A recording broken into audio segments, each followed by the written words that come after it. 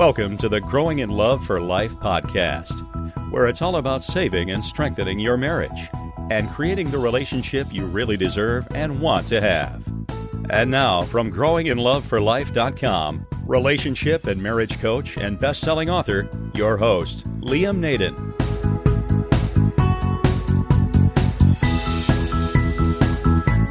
This is episode 5 of the Growing in Love for Life podcast. Hi everyone, welcome. It's Liam Naden here again. And in this episode, we're going to deal with what I think is a really interesting subject, and I've called it The Perfect Marriage, what it is, and how to turn yours into one. Now let me ask you a question. Have you ever actually thought about what a perfect marriage would look like for you? You know, I think this is really interesting. Most of the time when I'm talking to people whose marriage is in trouble, obviously they've got lots of problems, etc., and they're looking for solutions to their problems, and maybe that's where you are. I'm presuming that's where you are right now, and that's why you're listening to this. But the interesting thing is I've found that very few people have ever actually stopped to think, what would a perfect marriage look like for them? And for you, in other words, if all your problems were over, what would your marriage actually be like? Now this is actually a really important question, and it's a bit odd that we never actually ask ourselves this. But you realize how important it is, because as with everything else in life, if you don't know what you're actually looking for, then the chances are slim to none that you're actually going to find it.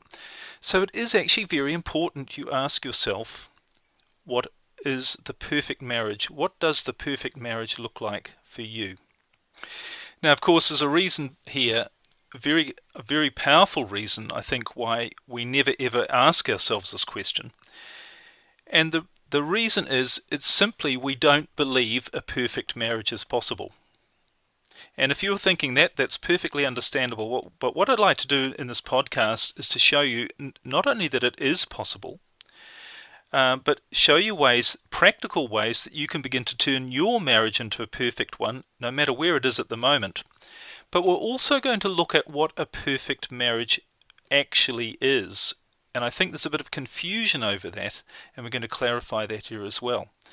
And that's what I want to start with, actually, is just a comment about this word perfect. And I'm pretty certain when I say to you, when you first heard creating a perfect marriage, that there were some thoughts that came into your head. Well, that's ridiculous. There's no such thing as a perfect marriage, or a perfect marriage is impossible, or, you know, who is he kidding? I mean, there is absolutely nobody who has a perfect marriage. So if you're thinking all of those things, it's perfectly understandable, and in a short while we're going to get into why you're probably thinking those things. But the truth is that I personally know there are perfect marriages out there. There are perfect relationships out there. It comes down to two things. Firstly, how you actually define the word perfect. And secondly, what you believe a perfect marriage actually is. In other words, whether you believe that you can actually have one or not. So just as an aside here, if you're struggling with the word perfect and you still can't get your head around having a perfect marriage, maybe just substitute it for the word great. So ask yourself, you know, what is a great marriage, and how can I turn mine into a great marriage? Okay, so why aren't all marriages perfect? That's a good question to ask as well. If it's possible, why aren't they perfect? Well, it literally comes down to the fact that most people, and I'm sure you are as well, if you're in an unhappy marriage, you're stuck. And one of the things you're stuck in is what you believe. Because, you know, I've covered this before in some of my other podcasts, but it really is true that what you believe and expect is what you're going to get. So the problem is, most people in a marriage or relationship, they're actually believing things that are not helping them. And not only are they not helping them, but they're actually plain wrong. And a lot of these have been created by society, and we've just been brought up to believe that some of these things are true. Okay, so let's just look at some of these beliefs that are very much conditioned into us by society, but are holding us back from having a great marriage, and even a perfect marriage. Okay, and the first belief that nearly everybody has is that all marriages have problems. Now, this simply isn't true at all. In fact, I know of people who have great relationships and they don't have problems. They seriously don't have problems. You might think, and you might be saying, oh, that's not true. Everyone's got problems. But what it comes down to is also how you look at problems and what you see a problem actually as being. And you can have what some people would call a problem, other people call a challenge.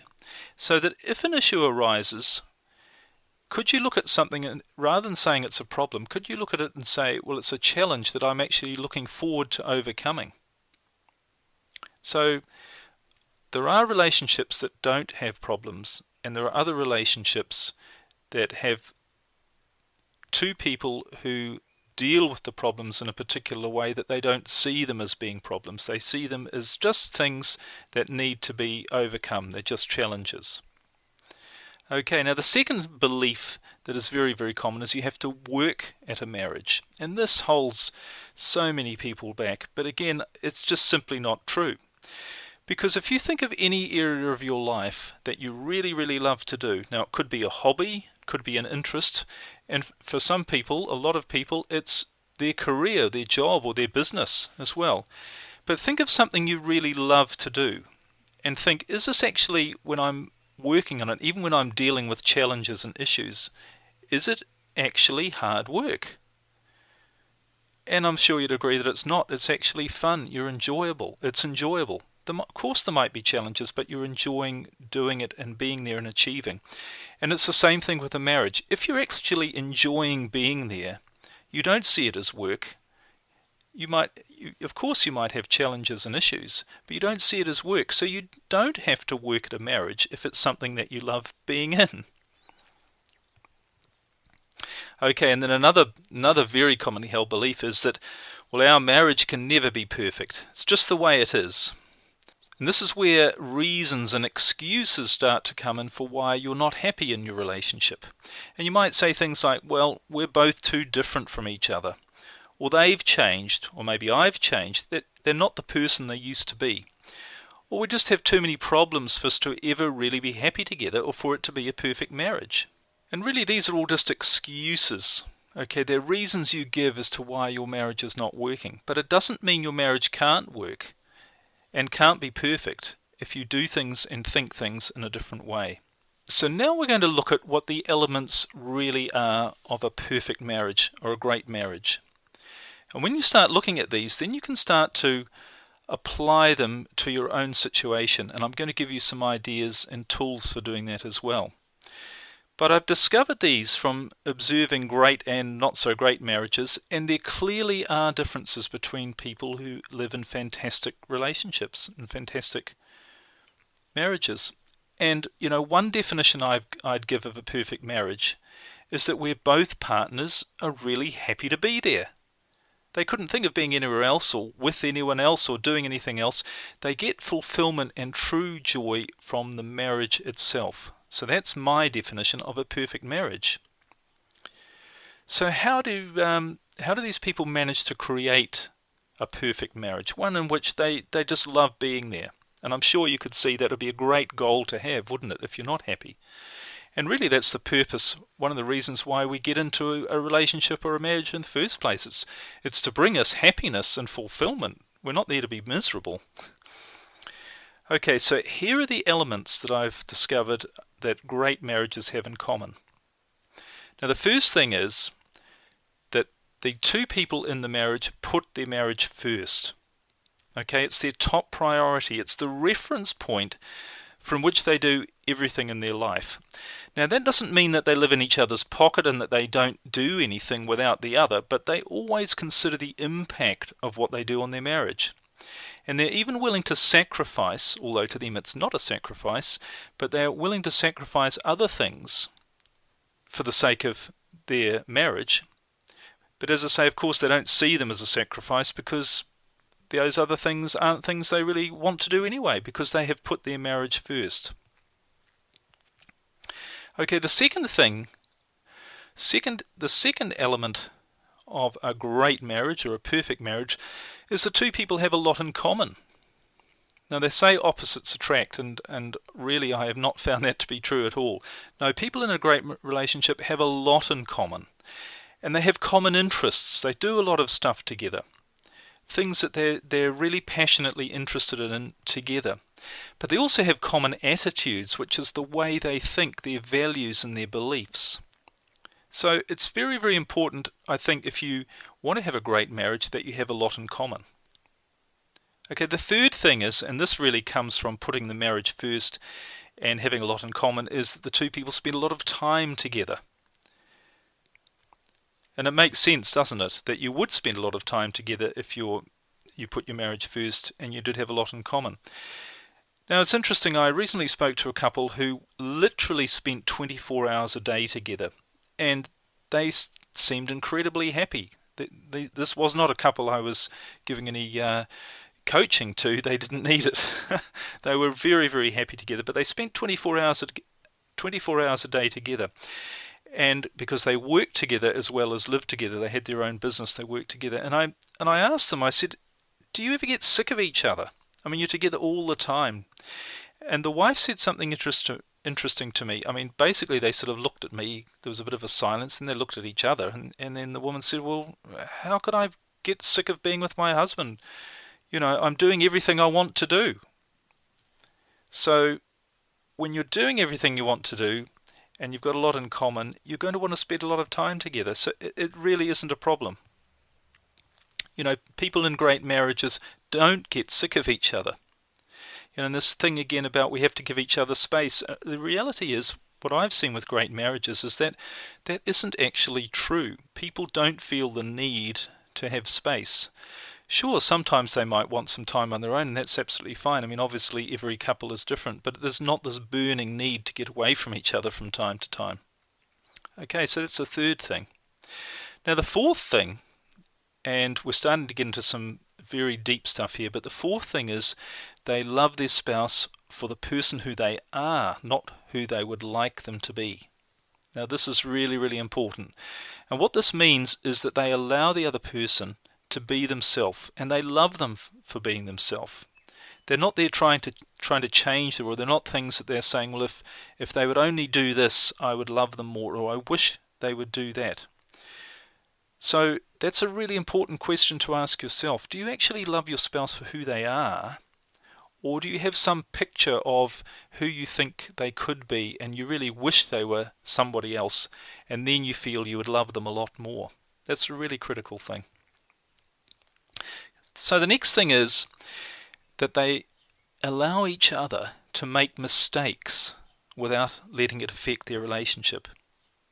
Okay, now I talked about mistakes in a previous podcast and what they actually mean, but really people in a great relationship understand that making mistakes is human and that everybody does it.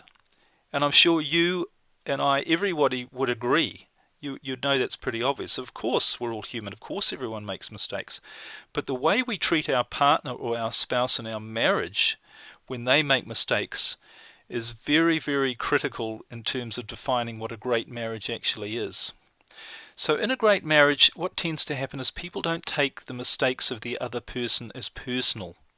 You know, they allow people to make mistakes without thinking that their spouse is really doing anything intentional to harm their relationship. They don't take anything that the other person does as a threat to their relationship.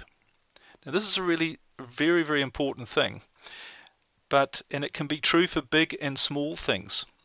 Now I'll give you an example here. Just imagine that you're in a marriage, and you might be, where your spouse has had a bit of a fling with somebody. Okay, it's not necessarily a full-out affair, but they've had a fling, and they've realised it was a mistake. Now, the way you deal with that, and the way you see that as whether or not it's a threat to your marriage, is going to make a huge difference to the quality of your relationship. Now, we're not saying here, of course, that what he did was right or wrong, or that you shouldn't be very, very hurt by it, or you shouldn't be upset by it. But it was a mistake, and you can lessen the hurt dramatically if you see it just as a mistake, and it wasn't intentional. But if you see it as something that your spouse did as intentionally there to hurt your relationship, or that it could hurt your relationship, then you're going to take a lot more hurt from that incident than just passing it off as just a mistake. So you can see the importance here of allowing your spouse to make mistakes. Okay, the sixth thing that couples in great or perfect marriages have is they have totally open communication. Now this means they share all their thoughts, and that by thoughts I mean also their fears, their wants, their desires, their feelings obviously, and also even their fantasies. You've probably heard the expression, the quality of your relationship is based on the quality of your communication, but this is so true, and it is. But how many people can actually do that? Can you do that in your marriage? Can you literally tell your spouse absolutely anything without a fear of them being hurt or you being hurt? So that's a very important thing. And the next important characteristic, if you like, of a perfect or a great marriage is that the two people are there for one reason and one reason only, and that's because they want to be there. And this really means that they know they can, and they know they should end their marriage anytime if their needs or their spouse's needs aren't being met. So that allows them to purely be there because they want to be there. Now, it doesn't mean they're going to leave tomorrow, next week, or any time soon. They're committed to each other, but they know that the purpose of them being together is to meet the other's needs and meet their own needs. And they're not being honest. Remember we talked about this open communication. They're not being honest with each other, and they're not being honest with themselves if they're staying there, if they know that theirs or their spouse's needs aren't being met. Now the final characteristic I want to mention of a definition of a perfect marriage, and really this is the biggest thing of all. And it's really the thing that pervades or is the common element amongst every other thing that I've mentioned so far. And that is the definition to me of a perfect marriage is where the two people have absolutely no fears. So if you can imagine a marriage where there was absolutely no fear, you weren't afraid of being hurt, you weren't afraid of hurting your spouse, you weren't afraid of making mistakes, you weren't afraid of them making mistakes, you weren't afraid of saying the wrong thing or them saying the wrong thing, but you felt totally free to love them for who they are, and you felt totally free to be yourself, knowing that they loved you. That is a place that very few people get to, and it's a place where everything wonderful happens in a relationship because you have absolutely no fears at all. Okay, so that's a bit of a picture of what I think is the perfect marriage. So I guess the question is now, well, how do you create that? All sounds good in theory. And maybe where you are right at the moment, it sounds pretty impossible to attain. But I firmly believe that you can turn any situation around if you're really committed to and you want to. And secondly, if you have the right information and you know how to do the right thing. And thirdly, if you actually do something. So here's a few ideas for you on how you really can start to create and start to move in the direction of the perfect marriage. And at the very least, some of these things are at least going to make a big difference to your marriage now anyway, a positive difference. Okay, so the first thing you need to do, I think, is you need to start building some trust in yourself. And really our marriage or our relationship is so much a reflection of our relationship with ourself. So it all starts really with your own relationship with yourself, and you're going to have to start building some trust and start to see yourself as someone who's actually worthy of having a great marriage. You've got to start to think, yes, I not only can have a perfect marriage and a perfect life, really, a great life, but I deserve it. And I think most of the time we don't feel that we deserve it, or we don't feel that we're able to have it. But that's what you need to start doing. And what I suggest is maybe you listen to the podcast again a couple of times and what I've been through, and think about the beliefs that you might have, the things that you have been thinking, and think about what a perfect marriage really looks like, and start to see yourself as being worthy and capable of having that. So that's the first thing, start to build some trust in yourself. And the second thing is, you're really going to have to look at what your fears are and deal with them. Now remember I just said earlier that I think, The most important thing about a great relationship is there are no fears. So you're going to have some fears there. If you haven't got a perfect marriage, then you have got fears about it. No doubt about that. What you need to ask yourself is what you're afraid of. And ask yourself, what am I afraid of losing? That's a powerful question. What am I afraid of losing in my marriage by either staying or going, or by doing something different? And what am I afraid that I might never have in my life or in my marriage? So start to uncover some of the things that you're afraid of and start to look at those. And in a future podcast, we're probably going to go into this. In my private coaching, I get into this in a very deep and powerful way. Because once you start to know how to overcome your fears, that's when your life can change massively. And your marriage as well, obviously. Okay, so the third thing you need to do is start to take a few risks in your relationship. What happens so often when people are in a very, very unhappy marriage is they've stopped taking risks with each other. Obviously, they've stopped opening up to the other person. They're just sick of being hurt. There's been too much pain and too much hurt.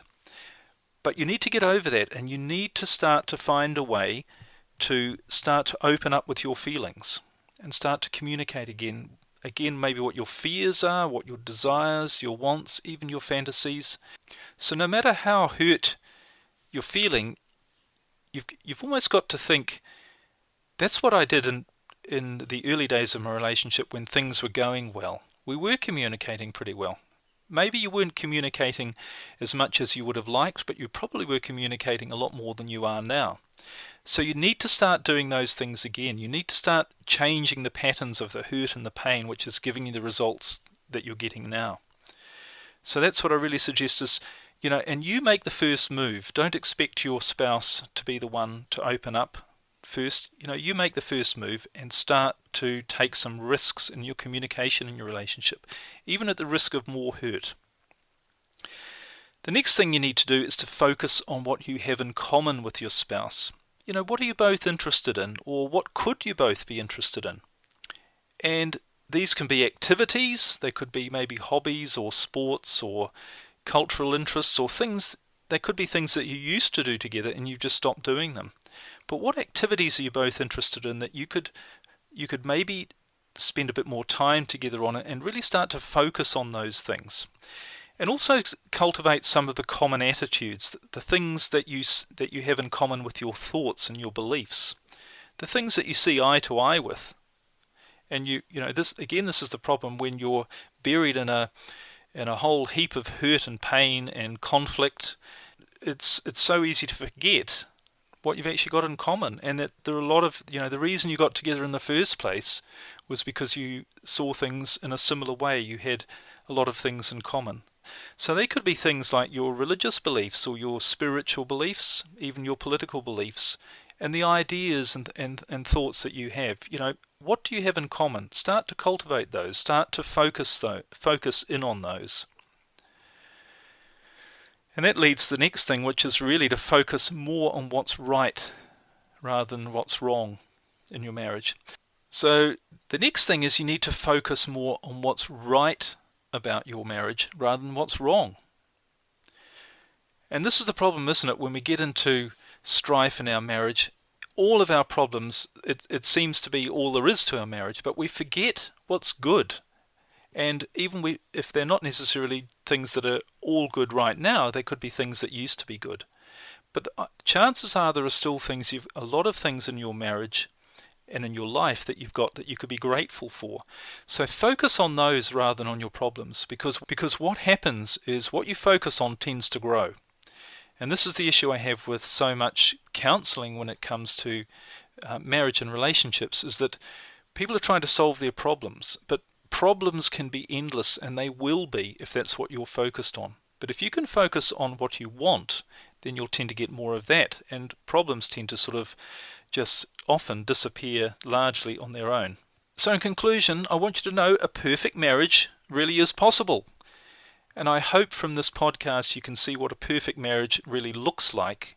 And maybe you realize that it by doing some of the right things, some of which I've talked about, it's not actually that unattainable for you either. But the key to creating a perfect marriage is you have to believe that it's possible, and you have to start doing some of the things that are going to make it a reality. And that's what the information I've been giving you here. So I hope you've got from this some ideas that are going to help you to go in that direction. And remember, there's also a summary of this podcast that you can download and print off. So if you'd like something in writing that you can make some notes on and do some work on just yourself, you can go to the website liamnaden.com and just look for episode 5, and there you'll see a download link to the summary of this podcast, which you can print off and use. So I really hope this has been helpful to you, and that you'll join the ranks of the people out there who've got a perfect marriage. Okay, now, and these are the people you hear about who really stand out from the crowd. They're living their life in a fantastic relationship that allows them to be themselves, to be really happy, to have somebody who supports them to be themselves, someone that they can truly love unconditionally, someone who loves them unconditionally. You know, you really deserve it, and I know that you deserve it, because it's really what relationships are truly meant to be. They're not meant to be difficult. They're not meant to be full of problems. They're meant to be places we can be more of ourselves and really live our life to the full. So I really hope you're going to go for it and create that perfect marriage for yourself and commit to realizing you can do it. And don't forget, you can download my free report, The 5 Keys to Saving Your Marriage Now. That's at growinginloveforlife.com. And if you're interested in private coaching, in my private coaching program, or if I can help you in any way further, don't forget to drop me an email at liam@growinginloveforlife.com. So I hope you enjoyed this. I hope to share some more information with you next time. All the best in your marriage and relationship. You can make it work, and I'll talk to you soon. Bye for now.